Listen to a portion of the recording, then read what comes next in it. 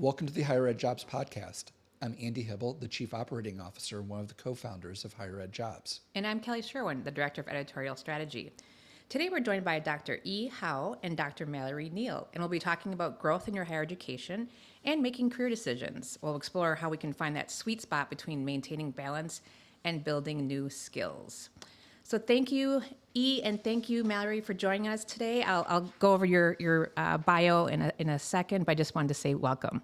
Thank you for having us. Yeah, thank you. So to give you a little background on our guest, Dr. Howe is the Director of Education Assessment in the School of Pharmacy at Virginia Commonwealth University. As a scholar practitioner, she holds a PhD in Higher Education Administration from William and Mary and has more than 10 years of experience in research, teaching, and academic and student affairs. Leveraging her experience as an educator, researcher, and immigrant, she actively supports others in navigating the hidden curriculum of academic and professional life. Dr. Howe has led professional development initiatives at the University of Virginia and the University of Maryland, and in her current role at VCU. She supports assessment processes. Try that again. And in her current role at VCU, she supports assessment processes, curriculum development, and teaching and learning activities that are integral to academic program success. I don't know why I keep flubbing that. In teaching and learning activities that are integral to academic program success. Dr. Neal currently serves as the Director of Industry and Alumni Engagement for the College of Science at Clemson University. Previously, she served as the Director of Industry Partnerships for the college. After earning her PhD in history from the University of Houston, she transitioned into the field of career and professional development. Her work with undergraduate and graduate students has included managing experiential learning programs, designing exploration curricula, and establishing employer engagement strategies. She finds immense professional fulfillment in using her professional knowledge to support early to mid-career professionals and navigating their career journeys in higher education. So welcome again. I am really looking forward to our conversation today. We're looking forward to it as well. So let's get into our talk today. So a few years ago, you both wrote a piece for us discussing this good enough framework from the book Designing Your Work Life, which helps people kind of shift away from that grind mentality towards something that is more sustainable. So for professionals in higher education, what does that sustainable engagement actually look like in real life practice? So for us, we came upon the book Designing Your Work Life at a point where we were kind of thinking about our own careers and where we were at in our own journeys. And so we had a little book club between ourselves. And we came across it, and one of the key pieces of the book was this idea of the good enough for now mentality. And it encapsulates this idea that, we are often inundated with this idea of the grind mentality, right? That you're always having to pursue more, to be the greatest, to advance to the next step. And it can be exhausting. It can lead to burnout. You can be unhappy with that process when you feel like you're not achieving enough when compared to your peers. And so for us and kind of for higher education professionals, we really see this idea of good enough for now, meaning that you're not giving up on your position. You're not checking out completely, but instead you're allowing yourself time to take a pause, to really self-assess and think about what's really important to you, where you're at in your current position, where maybe long-term you see yourself going. And then rather than setting like super unachievable goals or goals that feel unachievable, what are some of those small steps that you can take and kind of set yourself guide rails so that you can take those smaller steps, but in the end, you're able to achieve something kind of more long-term. And so it's really about being introspective, taking a look at yourself and really examining about kind of who am I, what's important to me, what is challenging about the current work that I'm doing, what do I enjoy, and what maybe perspectives do I need to kind of change or reframe in order to kind of feel content in my current circumstances, but then making some kind of attainable success kind of in the long term. So it's really about that self-introspection. I like that description, and I very much enjoy the kind of the framing of the overall, I'd say, conundrum of what you all are kind of getting at here, particularly in the piece that was on higher ed jobs. And one of the things that I really like about it is how it makes expectations a partner in the process, as opposed to something that it leads the process and dictates it. And if you listen to the podcast regularly, we kind of try to talk about expectations and career paths that should only be written in pencil. Don't write it in pen. Definitely do not make a post on social media saying by 2030 I will be this position. That is unfair to yourself. So I like the idea that now the framework does not mean that you're going to stay in your current job forever, but create space to think through the next steps with clarity.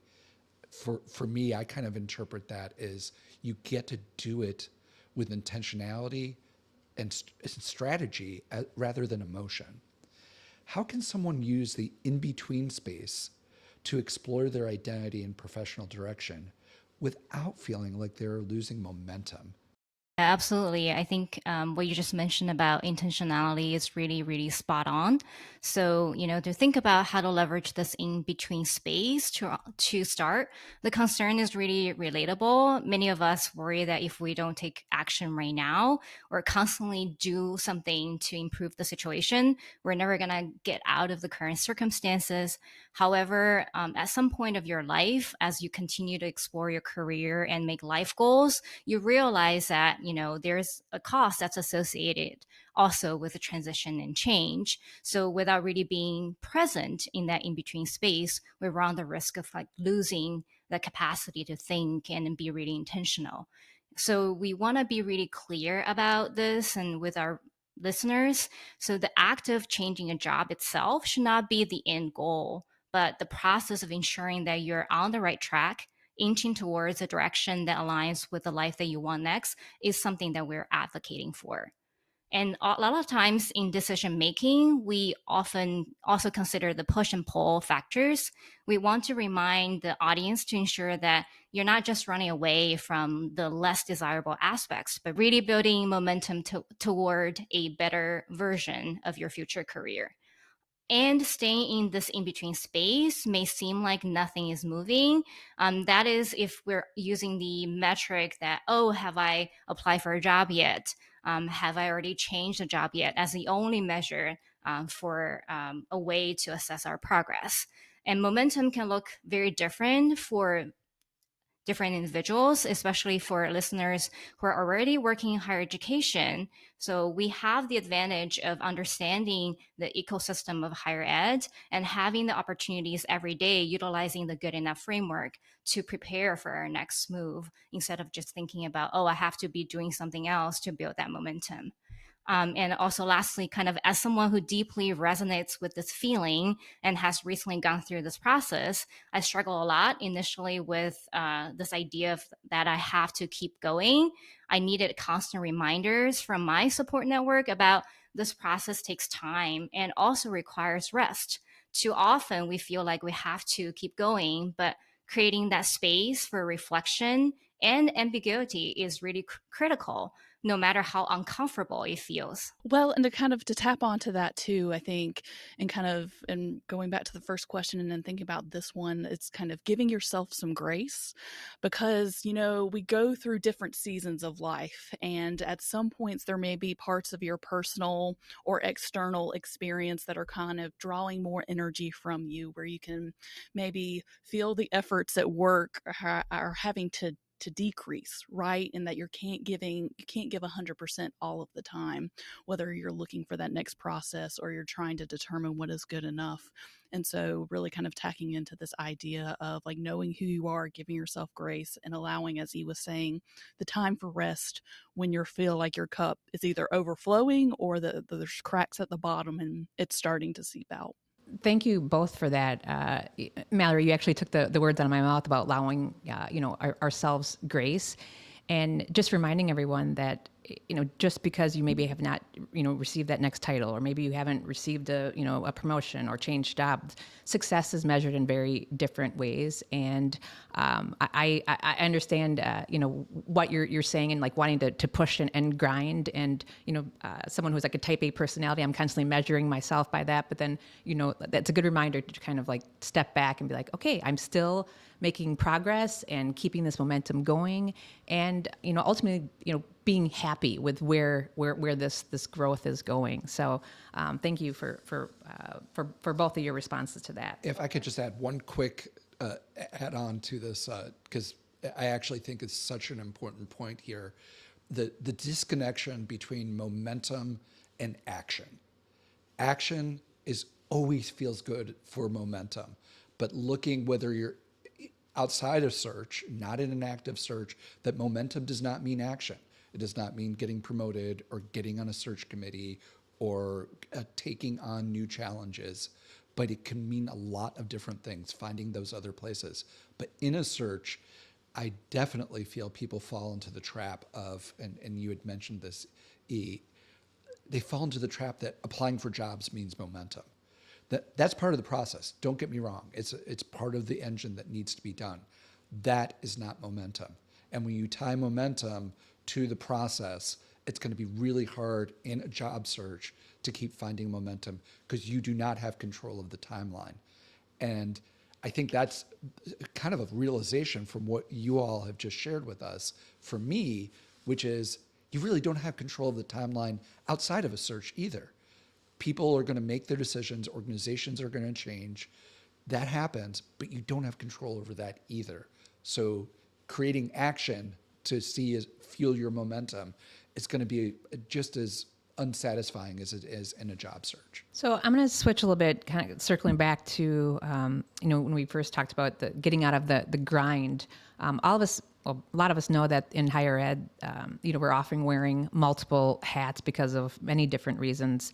So you guys both described this phenomenon as creating friction and limiting one's bandwidth.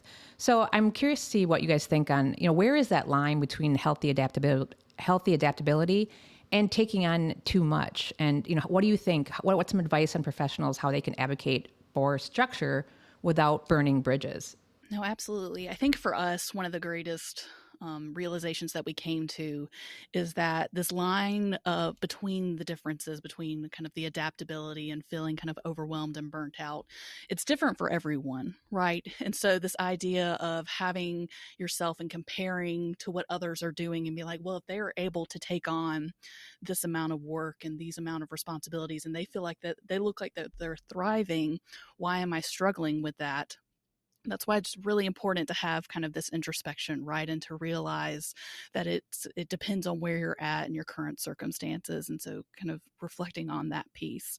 And so for us, it's really about identifying kind of when you're tipping the scale from feeling really excited about your work and really motivated and kind of having that synergy between your interests and your skills and your passions and the work that you're doing, when it tips over to that feeling of being overwhelmed, right? That they can be a slippery slope to burnout pretty quickly. And I know that's a common occurrence in higher ed, especially kind of at the present moment.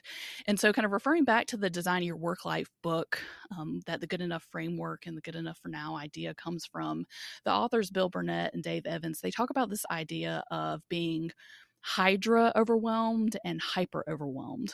And so with the hydra overwhelmed idea, it's this concept that a lot has been put upon you that you didn't necessarily ask for, and that is kind of very energy draining, right? That maybe someone leaves the position that was on your team and you're having to take on some of those additional responsibilities, or there's a new project or a new grant that comes in that leads to more work being done. And so to deal with that, it's really kind of talking to your supervisor, having some honest conversations, appealing to kind of the overall goals for the department, but saying, you know what, I'm kind of at my capacity here.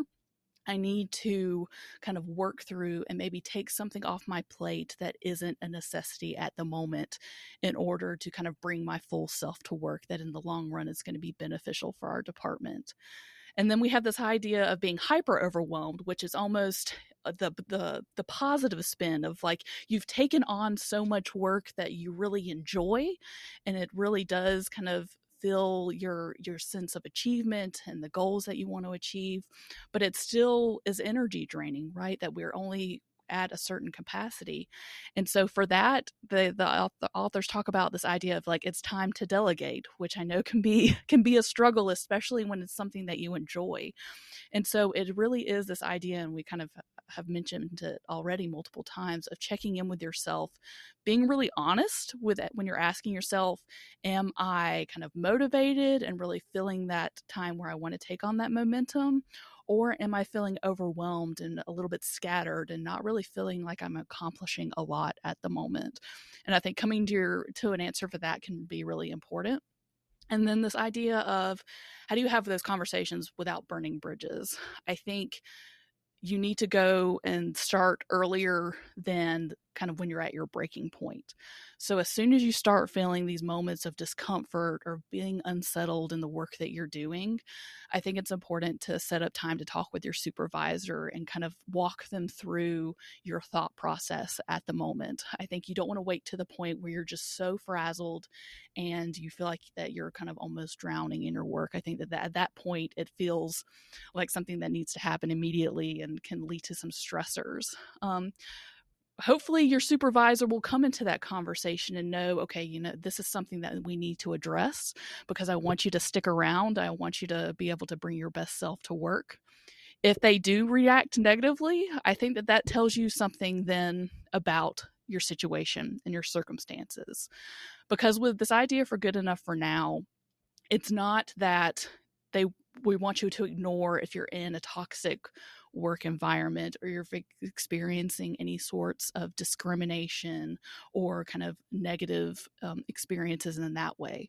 So if you have a supervisor then that is unwilling to have a conversation of when you start feeling feeling overwhelmed, then that tells you something about, okay, maybe my timeline needs to shift, right? Maybe this is a kind of moment that identifies like if this isn't something that we can talk about now, then that's only going to kind of compound itself in the long run. So I think it's going into those conversations with respect for your supervisor, but being honest and not waiting until it's too late and you're kind of past that point of being able to adjust, are things that have stood out to us and things that we try to practice ourselves. I'm going to kind of flip to the other side of the table and go from a more of a supervisor's perspective, as far as maybe you are a supervisor here, maybe you are the person who's the employee, but and in these instances, I often would suggest that conversations like this are not done,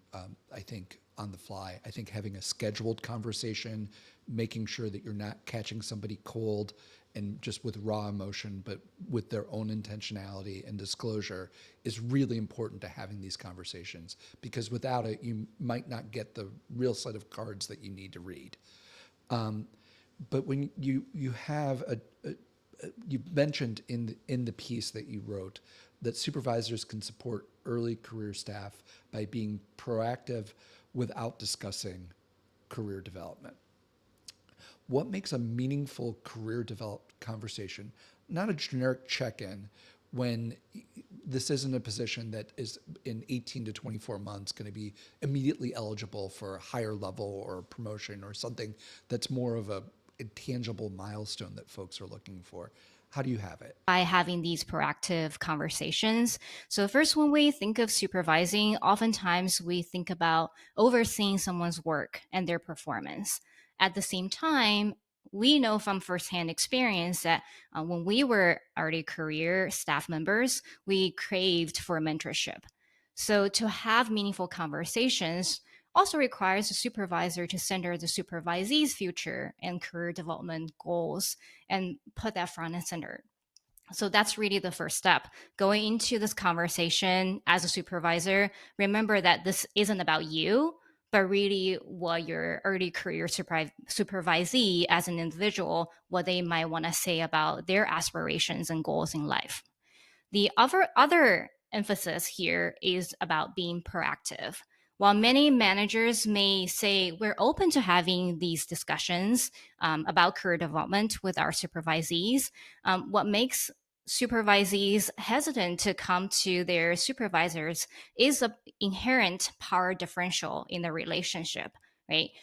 So, in thinking about the fear that we might have about bringing up, we might want to think about one day I want to have a different title or maybe move on to a different career role. It might actually bring up some negative emotions, or thinking about there may be negative consequences attached to this conversation. So, in thinking all of that, we're really advocating for supervisors instead of supervisees to be proactive in reaching out and having these conversations. So, how can a manager have a meaningful check in? First step is really to listen without judgment and then noting down what's unique about this individual and really try to respond from a place of curiosity. I think a lot of times as mentors, we're likely to draw comparisons between the stories that we're hearing right now from those folks who seem like they're on the path we've been on, but really acknowledging that there is individuality in every case that you're hearing from, right? And the next step is providing that tangible support. So, what seems to be the needs or concerns that are really emerging out of this initial conversation? Is it about upskilling, where you as a manager can recommend some resources on and off campus? Is it about building a bigger network, where you again as a mentor may help connect them with other people so they can develop more mentors to facilitate their career goals? And if the ultimate goal for the employee is to get a promotion, and you know that is not on the table right for this moment for various reasons, you can still provide the tangible support by things that we already said, making connections, sharing opportunities, and also putting in strong recommendations if and when the time comes and then the individual is ready to move on. So, kind of out of these steps that you can take as a supervisor, we also want to emphasize really for any manager to try and create an environment where your supervisees can feel more comfortable in bringing up their future goals and have regular follow-ups. This doesn't mean that you create space in every one-on-one meeting you have with your early career supervisee to discuss their career goals, but try to set a cadence, maybe every 3 months, to check in and see how things are going. And this could really be good for both parties, because as if the individual ultimately decides to leave, this could also help you as a supervisor to better plan for transition as well as succession planning. Thank you, E. That's great advice. So, for the next question here, I kind of want to flip back to the employee side. And both of you guys are stressing the importance of self-reflection and kind of, evaluating, giving yourself that space, and kind of looking, listening to your gut. So once someone has given themselves this permission to kind of step back and redefine what good enough is to them, how can they actually start identifying areas where growth or new skills might help them? And do you have any advice on what they might be currently doing, how they can use that to improve themselves? So, in a lot of the work that we've done with students, we're emphasizing this idea of experiential learning. It is a hot topic amongst career and professional development professionals, both at the undergraduate and the graduate level. And so, when we thought about this topic, it was really about kind of flipping the switch and saying, okay, what happens when a professional within higher ed wants to kind of engage in experiential learning themselves, whether it's they want to develop a new skill or kind of prepare themselves for that transition. And so the advice that we give is kind of based on our work with students. And one piece of that is it's this really important to assess yourself and think about what skills do you use on a daily basis? What work are you already engaging with? What do you already bring to the table? So, what are your strengths that you currently have? The next is, what skills do you think that you're missing? And that information can come from talking to people. I think that that's something that is a great resource on a college campus, is that there are units and departments across campus that do really interesting work that is different than what your office or unit may be engaged with. So making those connections, asking them about the work that they're doing, what skills are valued, in their positions and kind of do a skills inventory and say, okay, you know what, this is something that I'm really strong at. This is something that really continues to come up in conversations, but is missing from my current set, or maybe something that you haven't engaged with in a long time, and it's something that you need to kind of build up on. So that can give you an idea of maybe areas that you want to focus in on.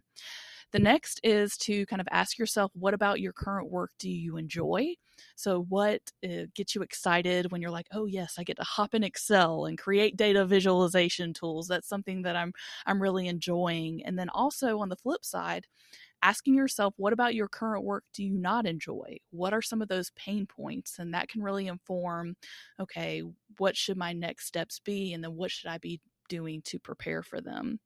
And so really that doing that self-assessment, building your network kind of within your campus and then beyond kind of more professionally can be really beneficial kind of steps to take in order to engage in this kind of upskilling and reskilling process. I'm looking at the idea here is particularly when you're upscaling, rescaling, trying something new in general, that failure's a key ingredient for success. But failing in safe ways and failing in ways that are instructive really are the ones where you want to be able to have your failure happen in. Failing in glorious ways is not something we should really strive for, although sometimes it happens and you learn a lot from it. You remind readers that every experience, success, failure, imperfect, unexpected, perfect, contributes to growth. When you each think about your own career paths, what is the one moment that didn't seem meaningful at the time, but ended up shaping who you are as a professional? Yeah, I can take this one first. So some of the things that I think back on my PhD training is writing a lot of emails. So I was very active in student organizations. I was a journal editor at one point, and I also had a lot of group leadership doing group projects. So thinking about like writing all these emails outlining tasks, objectives, deadlines, and sometimes have to nudge people. And then later I took on the role of creating newsletters. So one of the practices at the time that seemed really annoying and mundane because I was always running short on time is writing that first draft and rewriting it several times after before I send it out. What I didn't realize at the time is I was crafting my audience awareness in kind of knowing that these different people are on the go or trying to get something done really quickly. So what I feel like is important may not be what they think is important, right? So this practice of writing emails, rewriting emails kind of trained me again and again about how to communicate really effectively and efficiently to different audiences. But definitely at the time, it was a struggle for me. And so while E kind of touched on this idea of the skill that she identified that she's really kind of developed over time, I'll shift gears then and then focus on the network piece and the relationships and the connections that you make. And it's relevant to this conversation because I think one of the, and maybe I think E could say the same, is when I met E during my job interview, that it was kind of a mundane interaction. We were kind of going through the process of kind of answering the interview questions and then later became coworkers. And that just seems like, okay, this is someone I'm going to interact with on a day-to-day basis. We're going to implement projects. We'll get the work done. But it was really something that became a more deeper connection, both in our friendship that developed, but then also in the professional realm, that we went on from that position, from working together, two different roles at different institutions and live at different parts of the country. But it was something that really kind of sparked a professional path that we didn't initially see ourselves going down, right? That because we took a road trip for a conference that we agreed to present on, we were able to kind of see that we aligned a lot in the ways that we approached the professional development content, how we wanted to support students, how we saw ourselves as professionals. And it's grown into something where we have been able to contribute to higher ed jobs and given presentations. And it all became from that initial connection that at the time didn't seem significant, but in the long run it did. And so I think it's the benefit can come from introducing yourself to people, making those connections that at the time may just seem relevant to the work that you're doing or allowing you to kind of accomplish your day-to-day tasks, but you never know what those are going to come down the road and how it can help you professionally, and kind of help you get that fulfillment in different ways. So I think both the skills and the connections can be really beneficial. I love both those examples, and thank you for sharing that story, Mallory. And I must say, I love both of your smiles. I can tell the personal and professional relationship that you have, and yeah, we're happy it has developed because, like you said, you're regular contributors in higher ed jobs. And I will put a little plug in there for people listening. If you do have time, go check out both Mallory and E's articles on our site. They have fantastic professional development and advice. So, Mallory, it's been such a pleasure talking with you today. Thank you so much for joining us. Thank you for listening. If you have questions, comments, thoughts, anything you'd like to add to the conversation, please feel free to email us at podcast@higheredjobs.com or feel free to send us a direct message on X @higheredcareers. Thank you for listening, and we look forward to speaking with you real soon.